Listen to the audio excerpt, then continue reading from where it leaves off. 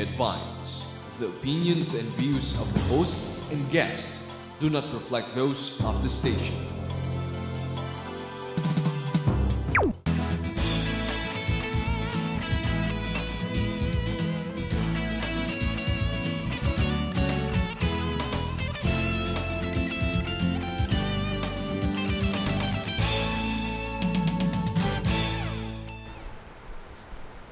Good evening, everyone. This is Attorney April Mabanas, and you're watching our show, Legal Network for Truthful Elections or LENTE, here on GNN. And joining me as host for this program is Attorney Ona Caritos. Good evening, Attorney Ona. Good evening, Attorney April. Attorney Ona, during our first telecast, ano ba yung na-discuss natin na topic related to elections? In our pilot episode Yes. last week, we discussed the pre-election stage of the election, which covers the registration and campaign stages of the electoral system.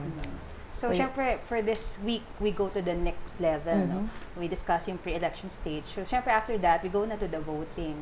So, we look at yung mga preparations, ano ba yung nangyayari sa mismong araw ng botohan.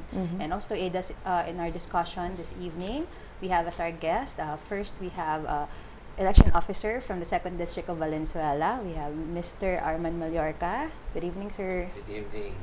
And we also have Mr. Benjo Basas from the Teachers Dignity Coalition, the national chairperson. Good evening, Mr. Benjo. Yeah. Good evening, Attorney. Good evening, Attorney. Good evening, sir. Good evening po. Sir Mallorca, no, just to start the discussion, and also in relation dun sa naging topic namin during our first episode, no, we understanding project ngayon ng COMELEC would be the upcoming registration period. The continuing registration. Continuing registration. So, sir, ano bang balita? Malapit na ba yung start ng continuing registration na yan? Actually, napapanahon to kasi by pagdating ng February 14, tentative mag-start na yung continuing registration. Anong nandun sa continuing registration? Nandun yung registration, transfer, reactivation, and correction of wrong entry. So, kaya nga, napakaganda ng show nyo dahil napapanahon. Dahil sabi ko nga, we have to discuss na yung mga katulad ng mga magpaparehistro, kailangan maaga sila doon kung ayaw nilang makatop. Kasi sa registration, kailangan magdadala ka ng valid ID para mapabilis yung pagpaparehistro mo. Tapos, minsan, inaabot kami ng nakapila, 500. So, alas 10 pa lang na madaling araw, nagkakatop na kami. Siguro, sir, parang recap lang din no, sa registration na discussion namin last week. For example, starting, for example, kung talagang sa February 14 na yung magiging start, ano po ba yung office hours na ina-observe ng COMELEC na dapat nandun sila para hindi sila mahuli at magsiksikan pag mga last days ang of office namin is registration? 8 to 5. 8 to 5. Pero sa totoo lang, para yung sa mga nakakapanood sa ngayon, sana maging aware sila yung mga hindi pa nakarehistro na sila pero wala pang picture yung yung record nila. We have also validation. Ang daming tao na gusto magkaroon ng ID. So pagkakataon na nila na pumunta sa Office of the Election Officer nationwide. Yan, sir, yung sinasabi ni Director Deneda na kahit hindi ka required talaga to undergo the biometrics, mas maganda na magpa-revalidate ka. Yes, para din makomplete yung records, and at the same time, that is the only time that you can be issued voter's ID. Tama ba? Tama po. Kasi ang kagandahan dito, dahil sa simultaneous na gagawin namin, validation then registration, siyempre, uunahin namin yung registration dahil yung validation, registered ka na. So, ang pananawagan ko sa mga tao na sana advise them na maaga, magdala ng mga valid documents. Ano-ano yung mga valid documents? Pag estudyante ka, school ID. Kapag empleyado ka, employee's ID. Nandiyan yung police clearance, NBI clearance, driver's license, passport, etc. As long as na-identify ka dun sa kahit na yung water bill, electric bill, basta pwede. inaano ko. Kasi siyempre gusto mong i-register sila. Kawawa naman kasi yung iba, katulad ng katulong. Yung katulong pwedeng i-identify yung amo niya, di ba? Basta registered voter. Yun ang napakaganda dito sa natin.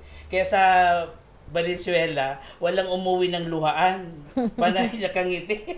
So maluwag naman, no? Basta mapatunayan lang sila talagang walang residente. kasi meron naman kami tinatawag, sir, na attorney na ERB hearing.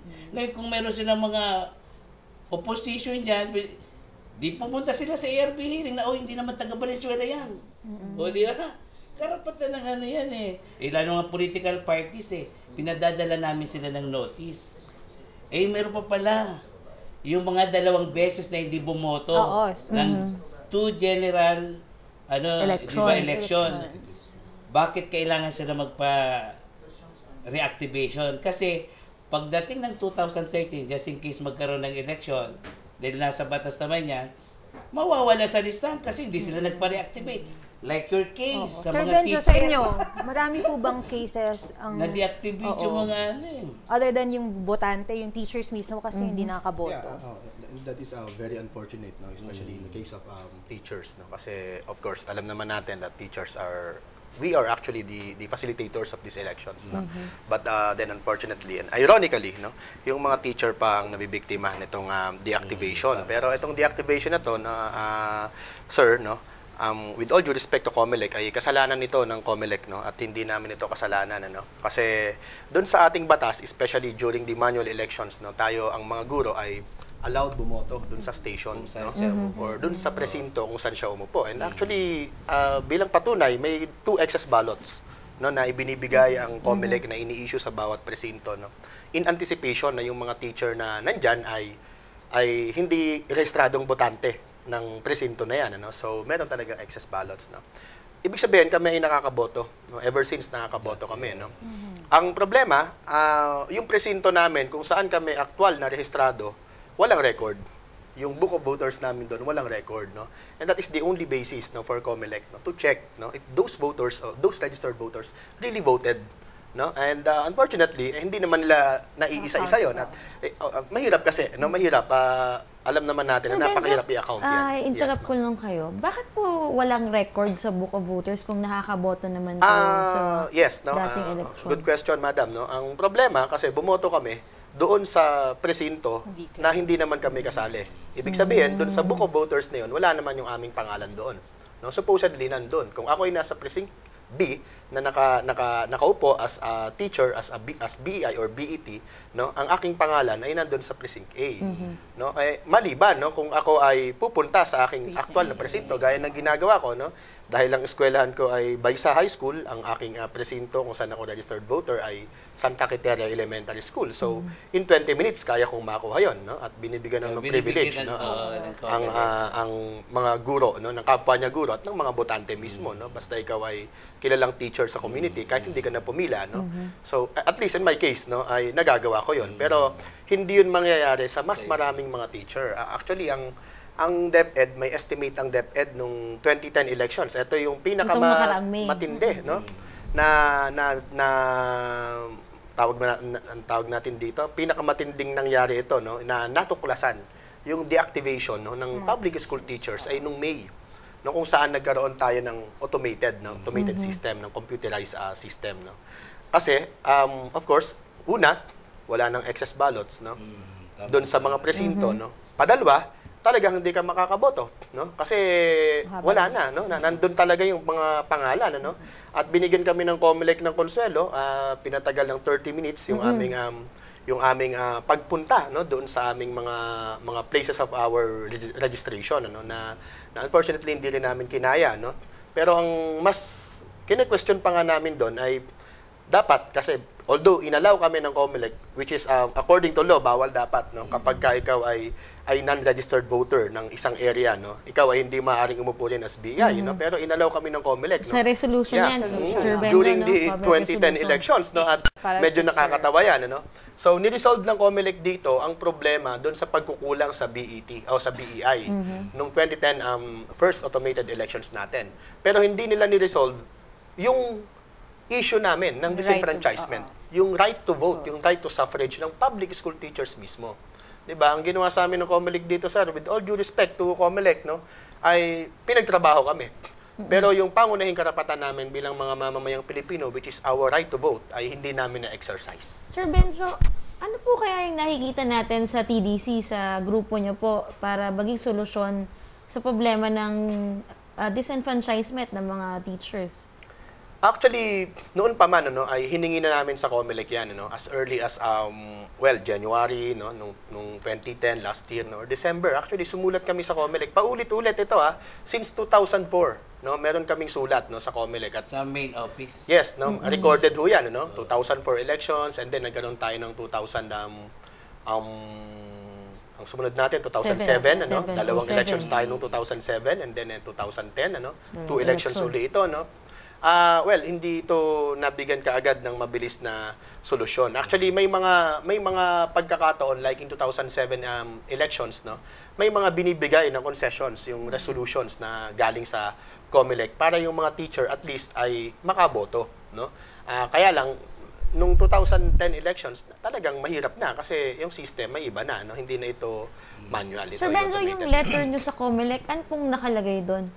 Una, ang request namin ay, specifically for the 2010 elections, ang request namin ay hanggat maaari i-reactivate yung mga teachers na deactivated.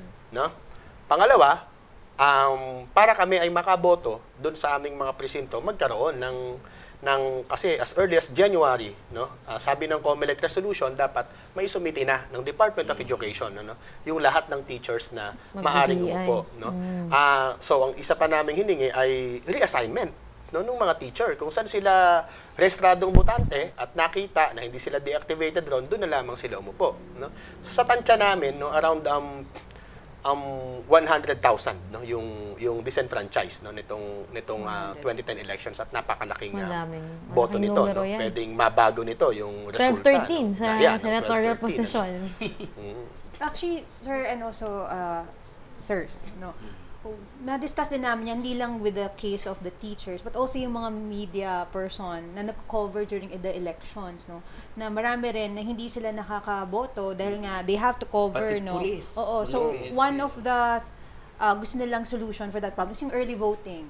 Para rin at the day of the elections, wala na silang dapat na alalahanin about. Pwedeng may mabanggit ako dyan, Attorney Apes, with Sir, excuse me, etong 2010 elections din na to, the COMELEC allowed us to practice such.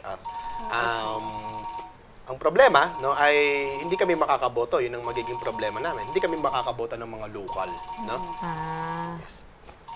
Kaya mas mahirap din. Hindi, actually, yung mayroon talagang early, yung sinasabing local absentee voting. Pero Naku, sa totoo lang, dumating yung resolution, hindi late na. Hindi na. Kung kasi binigay namin sa DepEd, hindi na disseminate sa Kaya sa totoo lang mayroong resolution for that Kaso siyempre, imagine May 10 yan, automated election, first time na nangyari dito sa atin. So kami, paano yung ikot din namin? So paano pagsubo ng balota, paano tinuturuan namin, very busy din kami. So ang ginawa ko nun sa Valenzuela, pinadala ko yung resolution dun sa sa DepEd namin. Yung pala natingga ron, ang dami na naipasa, nag-last day na, kawawa. Yun talaga, ang daming na-disenfranchise. So, sa akin naman, sabi ko dun sa mga principal, sa briefing ko, sabi ko, ma'am, para matulungan nyo ang mga teacher na hindi ma-deactivate, bigyan nyo ako ng listahan. Okay. Natapos yung May 10 election. Naghintay ako na wala. So, nandiyan na naman, paano naman namin, di ba nagdagdag ngayon yung BET natin?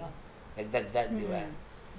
So, grabe talaga. Busy tayo. Siguro, sir, meron akong, since we're talking about deactivation, tapos napag-usapan din last week, if you are deactivated, you can actually reactivate. You just have to go to your EO. Pero what actually happens ba pag nagpapa-reactivate ka? Does your EO talk to you? O bakit ba na-deactivate ka? Totoo bang deactivated ka? Like, for example, for the case of the teachers. Pag sinabi ng teachers na, actually, teacher po ako, nagsiserve po ako during the elections, that's the reason why hindi ako nakaboto or hindi lang nalagay doon sa book of voters na nakaboto ko. Pwede po bang hindi na ituloy yung pag-deactivate or kung na-deactivate, i-reactivate nyo na lang agad? No, you have to, kailangan. Ipa-process pa rin talaga yun. Pero actually, hindi na namin sila pinapahirapan pa na. So, basta't registered ka man at fill up ka na lang ng doon na namin i-activate